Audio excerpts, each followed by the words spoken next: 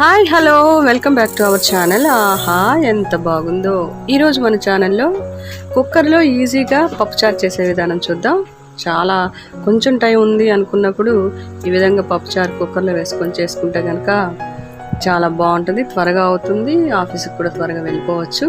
So ఇప్పుడు ఏంటంటే ఒక 2 గ్లాసెస్ నేను కందిపప్పు తీసుకున్నాను. వాటిని నీట్గా కడగండి. చిన్న గ్లాస్ అంటే ఒక గిద్ద పప్పు వస్తుందేమో, ఒక గిద్ద అలా ఒక 2 చిన్న గ్లాసులు, టీ గ్లాస్ అండి, టీ గ్లాసెస్ 2 టీ గ్లాసెస్ తీసుకొని నీట్గా వాష్ చేయండి వాటర్ తోటి. ఇలా వాష్ చేశాక ట్యాప్ కింద పెట్టి ఒక 2 టైమ్స్ అలా వాష్ చేయండి. పైన ఉన్నటువంటి మట్టి అదంతా కూడా పోతుంది. ఒక ఆనియన్ తీసుకొని ఇలా కొంచెం పెద్ద ముక్కలుగా కట్ చేసి కడిగిన కందిపప్పులో వేసేసేయండి. ఆనియన్ జస్ట్ ఒక 2 మిర్చి మాత్రమే తీసుకున్నాను నేను. పప్పు మంటగా ఉంటే మళ్ళీ తినలేరు పిల్లలు అని కొంచెమే వేస్తాను నేను మంట. సో ఒక 2 మిర్చి తీసుకొని మధ్యలోకి తుంచి వేయండి. దీనిలో ఒక 3 టమోటాస్ తీసుకోండి, పెద్దవి, పెద్ద సైజువే తీసుకోండి 3 టమోటాస్. ఆ 3 టమోటాస్ చిన్న చిన్న పీసెస్గా చేసి వీటిని కూడా పప్పులో యాడ్ చేయండి. అవి కూడా యాడ్ చేస్తున్నాను.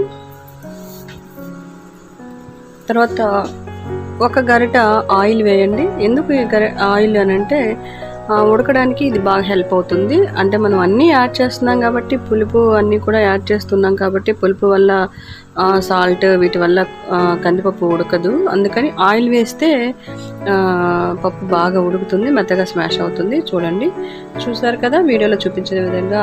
ఒక 2 రెబ్బలు చింతపండు తీసుకోండి, అది కూడా యాడ్ చేయండి. ఈ చింతపండు ఏంటంటే మనం మెదిపినప్పుడు మొత్తం మెత్తగా అయిపోతుంది కాబట్టి డైరెక్ట్గా వేసేసుకోవచ్చు. 2 స్పూన్స్ సాల్ట్ యాడ్ చేయండి. మొత్తం వేసేస్తున్నాను. ఇంక ఇందులోనే మళ్ళీ మనం తీసేసి సపరేట్గా తాలింపు పెట్టేసుకోవడమేనండి. 2 స్పూన్స్ సాల్ట్ యాడ్ చేసేసుకుని 2 స్పూన్స్ కారం వేసుకోవచ్చు. ఎందుకంటే నేనైతే 1.5 మాత్రమే వేసాను. కొంచెం చెప్పాను కదా ముందే, కొంచెం చిన్నపిల్లలు ఉంటారు, తినరు, తక్కువ తింటారని చెప్పేసి మంట తక్కువగా చేస్తాను. సో ఒక 1.5 స్పూన్ కారం వేసాను. మీరు కావాలంటే కొంచెం కారం ఇంకొక 1/2 స్పూన్ యాడ్ చేసుకోవచ్చు. వీటన్నిటిని కూడా ఒక గరిటతోటి నీట్గా తిప్పండి, మొత్తం కలిసేలాగా తిప్పేసుకొని ఇప్పుడు వాటర్ యాడ్ చేస్తాము. దీనిలో మునిగే వరకు వాటర్ పోయండి, మళ్ళీ ఎక్కువ పోయొద్దు. ఎందుకంటే విజిల్ వచ్చినప్పుడు పైకి పొంగుతుంది కాబట్టి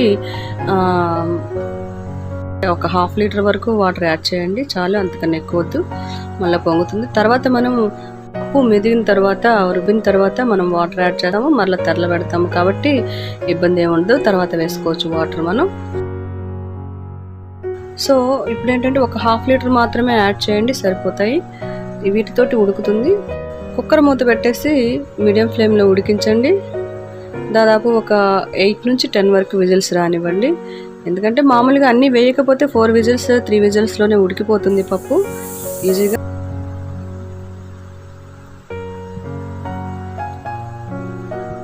ఇలా వేసిన తర్వాత తాలింపు దినుసులు యాడ్ చేయండి. 1 స్పూన్ తాలింపు దినుసులు. తాలింపు దినుసులు అంటే నేను అన్నీ కలిపి పెడతానని ఆల్రెడీ నేను వీడియో కూడా చేశానండి, అవి చూడండి మన ఛానల్లోకి వెళ్ళి.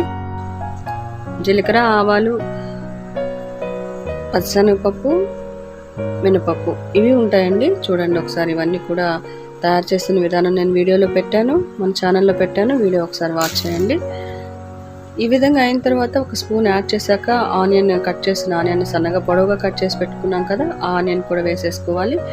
తర్వాత ఒక 2 ఎండుమిర్చి తుంచి వేయండి మధ్యలోకి. కర్రీ లీవ్స్ వేయండి. మొత్తం కరివేపాకు తాలింపు వేగిన తర్వాత మనం ఆల్రెడీ చేసి పెట్టుకున్నటువంటి పప్పుచారు ఉంది కదండి, అది తీసుకొని ఇందులో వేసేసేయాలి.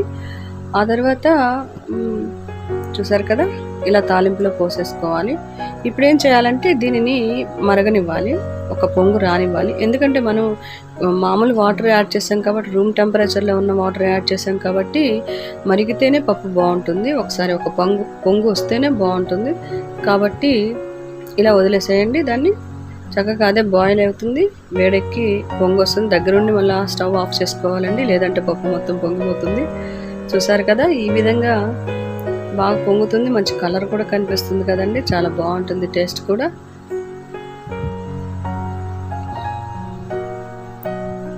పిల్లలైతే చాలా ఇష్టంగా తింటారు, మనకు కూడా బాగుంటుంది, చాలా బాగుంటుంది. ట్రై చేయండి. ఈ రెసిపీ కనుక మీకు నచ్చితే అందరికీ షేర్ చేయండి, లైక్ చేయండి.